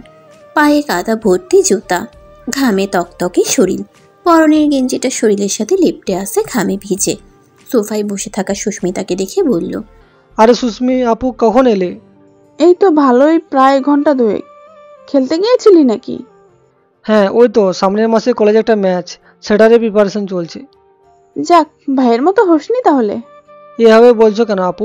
ভাইয়ার সাথে আমাকে কম্পেয়ার করাও তো ভুল, ভাইয়া তো সব দিক থেকে অলরাউন্ডার। সুস্মিতার তপ্ত কণ্ঠে আক্ষেপে সুরে বলে, ওই অলরাউন্ডার হয়ে লাভ আছে? তোর ভাইয়ের আশায় থাকতে থাকতে বয়স পেরিয়ে যাচ্ছে আমার। শেষমেশ তোর ভাই আজ এসে আমায় বুড়ি বলে সম্বোধন করে গেল। তিয়ান ঠোঁট টিপে হাসলো আড়ালে। বুঝতে দিল না তার হাসির কারণ। তৎজলদি নিজেকে স্বাভাবিক করে নিয়ে ভিতরে যেতে যেতে শুধালো, ভাই আমার কখন কি করে সেটা তোমার আমার সবার কারোরই বোঝার ক্ষমতা নেই। তুমি বরং আমার ভাইয়ের আশা ছেড়ে ভালো ছেলেকে দেখে বিয়ে করে নাও। দেখা গেল জনম পেরিয়ে যাবে তোমার আমার ভাইয়ের আশায় থেকে যেতে। কেন? আমার বোন কোন দিক থেকে খারাপ তিয়ান ভাইয়া? তুমি জানো আমার কলেজের সিনিয়র ভাইয়ারা আপুর জন্য কতটা ডিস্ট্রাইড? শহরের মডেল ছেলেগুলো পর্যন্ত আপুকে প্রপোজ করেছে। তোমার ওই কাইলা ভাই আমার আপুকে তাবিজ করেছে, আমি শিওর। না হলে এত সুন্দর ছেলেগুলোকে কেউ রিজেক্ট করে? নিচে নামতে থাকা আরোহীর কথায় তিয়ান নাক কুচকায়, ব্যঙ্গাত্মক সুরে আওড়ায়, আমার ভাইকে তোর কোন দিক থেকে কালো মনে হয়? তোর ওই শহরের মডেলরা আমার ভাইয়ের কাছ থেকে টিউশনে নেয়, বুঝেছিস? হয়েছে, তোমাদের ওই মেজাজটাই আছে যেটা সবসময় 440 ভোল্টের হিট হয়ে থাকে, কিছু হলেই ছেদ করে ওঠে। সুস্মিতা বোনকে চোখ রাঙালো। বোনের চোখ রাঙানো দেখে থেমে যায় আরোহী। ছোটবেলা থেকে তিয়ানের সঙ্গে সাপে নেউলের সম্পর্ক আরোহীর। তার মানে এমন নয় যে নাফিককে পছন্দ করে না আরোহী। ভাই হিসাবে যথেষ্ট পছন্দ করলেও নিজ বোনের কথা ভেবেই রাগ তিরবিরিয়ে ওঠে আরোহীর। তার এত সুন্দর বোন, যার জন্য কত ছেলে পাগল, অথচ তার ভাই কোনো পাত্তাই দেয় না। তার বোন কি ফেলনার জিনিস নাকি? ঘড়ির কাঁটায় সকাল ঠিক 9টা। বাইরের ভ্যাপসা গরমে অতিষ্ঠ গ্রামবাসী। সুভা সদ্য গোসল করে এসে দাঁড়িয়েছে আয়নার সামনে। স্কুলে যেতে হবে তাকে। গতকাল সেই বাচ্চা বেঁচেছে সুভা তার মায়ের কাছ থেকে। এই শিউলি মেয়েটা বারবার তাকে ফাঁসিয়ে দেয় নিজের অদ্ভুত কর্ম কারখানা দ্বারা। এই তো গতকাল মায়ের হাত থেকে ধরা পড়তে পড়তে প্রাণে বেঁচে শেষে। তার মা আচমকাই বাড়িতে এসে দরজায় নক করেছে। শিউলির হাতে তখন ছিল মণি আপুর ফোনটা। ভাগ্যিস দরজাটা লাগানো ছিল বিধায় বেঁচে গেছে সে, না হলে কি হতো তখন ভেবেই তপ্ত শ্বাস ফেলল সুভা। বিছানার ওপর এলোমেলোভাবে ছড়িয়ে রাখা বোরকাগুলো দ্বিধায় ভুগছে মন। প্রথমত বোরকা পরে অভ্যস্ত নয় সুভা। বোরকার সাথে আবার হিজাব পেঁচিয়ে বাঁধতে হয়, যেটা দম বন্ধ হয়ে আসে সুভার। দ্বিতীয়ত তার মা এখনো জানায়নি সুভা তার মাকে কিছু। যদি বোরকা পরা দেখে তার মা বকে বা জিজ্ঞেস করে কেন হঠাৎ বোরকা পরতে হবে তাকে। এই সমস্ত নষ্টের মল শুধু একজনই, ওই ব্যাটা চেয়ারম্যানের পোলা নাওফিক। কেন যে হাত ধুয়ে তার পিছনেই পড়ে থাকে এই ব্যাটা জানে না সুভা। নিশ্চয়ই ওই ব্যাটাই তার ভাইকে উস্কেছে, আর সেই জন্যই তার ভাই তার জন্য বোরকা কিনে এনেছে। না হলে তার ভাই জানবে কিভাবে? সারাদিন তো থাকে ওই ব্যাটার সাথেই। তার মানে ওই ব্যাটাই বলেছে এই ব্যাপারে শিওর সুভা। আচ্ছা, তার সাথে তো শিউলিও থাকে, তাহলে শিউলিকে কেন পড়তে বলল না? শুধুই কি এই ব্যাটাকে সুভা জাত শত্রু বলে উপাধি দিয়েছে? খুঁজে খুঁজে খাটের উপর থেকে একটি কালো রঙের বোরকা বেছে নিয়েছে সুভা। কালো বোরকাটা অনেক ঢিলেঢালা, মনে হয় সুভার মতো 2-3টা একসাথে ঢুকতে পারবে সেটার মধ্যে।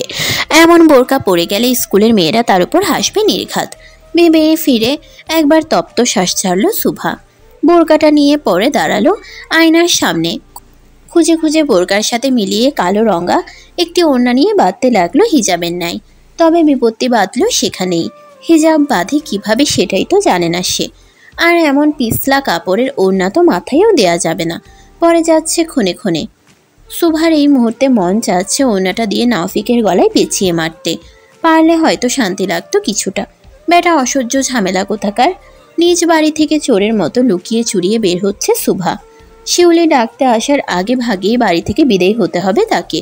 পরপর 2 দিন কোচিং মিস গেছে তার। আজ মায়ের সামনে এমন ভেসে পড়লে আবার তার মা কি কাণ্ড ঘটিয়ে দেয় কে জানে। সুভা চায় না আজ ক্লাস মিস দিতে। বাড়িতে একা ভালো লাগে না তার। এই শিউলি বাড়িতে এসে তাকে এই ভেসে দেখলেই চিল্লিয়ে বাড়ি মাথায় তুলবে। তাই শিউলি আসার আগেই নিজ বাড়ি থেকে চোরের মতো লুকিয়ে চুরিয়ে পিছনের গেট দিয়ে বেরিয়েছে মাত্রই। কালো রঙের বোরকা সাথে কালো হিজাব, গোলগাল ফর্সা বদনখানা যেন আরো আকর্ষণীয় লাগছে। দূর থেকে ভেসে উঠছে কালোই মোড়া ফর্সা বদনখানা। তবে পিছনে লুকিয়ে বাড়ির দিকে চেয়ে চেয়ে বেরোতে গিয়ে হঠাৎ কারোর সাথে ধাক্কা লাগলে পেছনে তাকাতেই চোখে পড়ে শিউলিকে। শিউলি সুভাকে প্রথমে চিনতে বেশ কিছুটা সময় নেয়। থমকে দাঁড়ায়, মস্তিষ্ক সজাগ হয়ে ওঠে।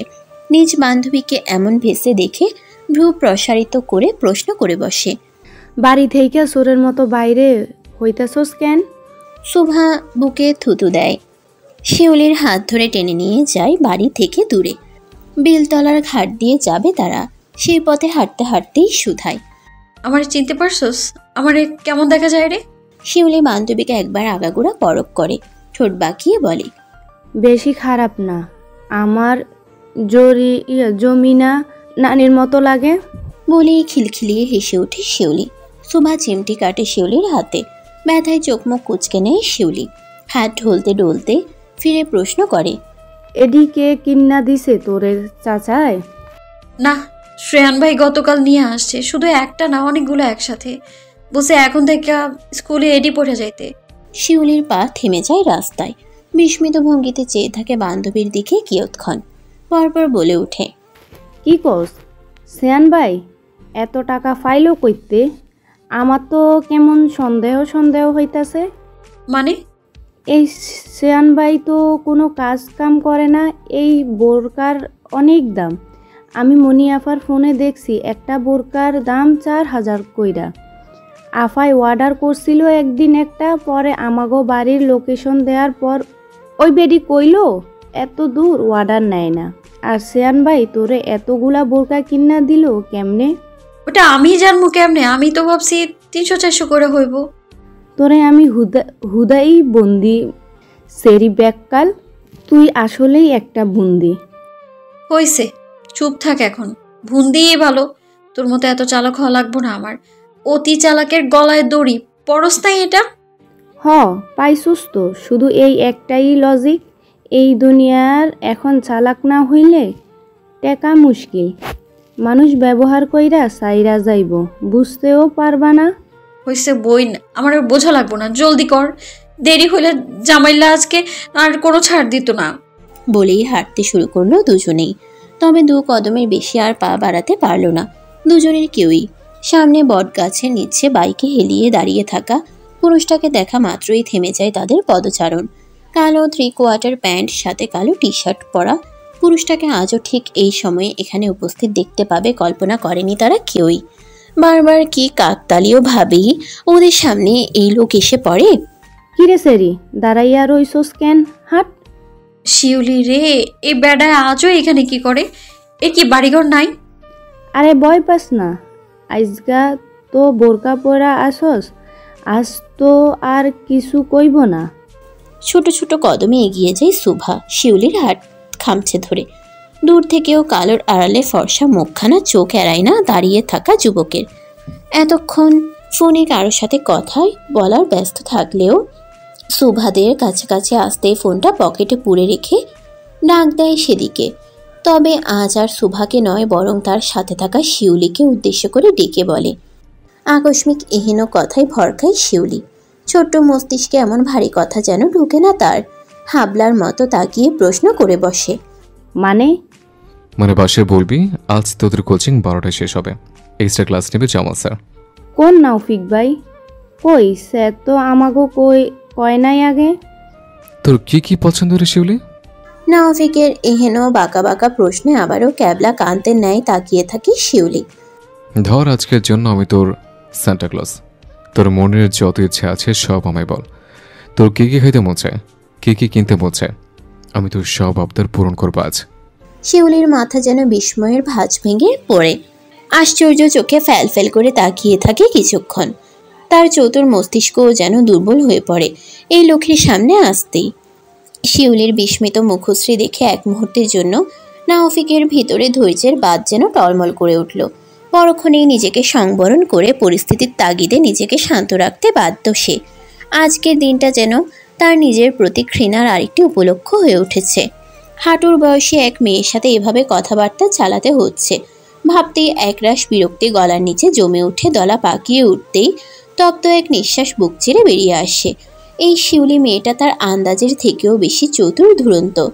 ভেবেছিল সহজেই সামাল দিতে পারবে, কিন্তু প্রতিটা মুহূর্তে যেন পাল্টা প্রশ্ন করতে পিছুপা হচ্ছে না মেয়েটা। শিউলি তখনও ভাবুক ভঙ্গিতে ঠাই দাঁড়িয়ে, চোখে মুখে কি যেন এক গভীর চিন্তার রেখা। কিছু একটা বুঝে উঠতে পারার আনন্দে হালকা করে মাথা দুলিয়ে দেয়। তৎক্ষণাৎ সে অনর ভঙ্গিতে যেন স্বস্তির রেখা ছড়ায় নাওফিকের বুকে। কিন্তু নাওফিক ভাই, আপনি হঠাৎ এত কিছু দিচ্ছেন কেন? মানে আজ কি কোনো বিশেষ দিন? নাওফিক দাঁতে দাঁত চাপে। এই মেয়ে একটু বেশিই কথা বলে। তার জায়গায় অন্য কেউ হলে কিছু দেয়া তো দূর, বরং 2-4টা চড় লাগিয়ে রাজি করাতো তাকে। একবার দূরে দাঁড়িয়ে থাকা সুভার দিকে তাকালো নাওফিক। মেয়েটা জড়সড় হয়ে দাঁড়িয়ে আছে, বারবার রাস্তার এদিক ওদিক তাকাচ্ছে। কাকে খুঁজছে কে জানে? যাকে খোঁজার কথা, মন ভরে দেখার কথা, যার উপস্থিতি উপলব্ধি করার কথা, তার দিকে তো ভুলেও তাকাচ্ছে না। কালোর মিশেলে কি মেয়েটাকে আজকে একটু অন্যরকম লাগছে না দেখতে? অনেকটা বড়ও তো লাগছে। স্কুলের ড্রেসের সেই পিচ্ছি মেয়েটা হঠাৎ করে এত বড় হয়ে গেল কিভাবে? বোরকা পরিয়ে সে আবার উল্টো নিজের জন্য বিপদ টেনে আনলো না তো নিজ হাতে?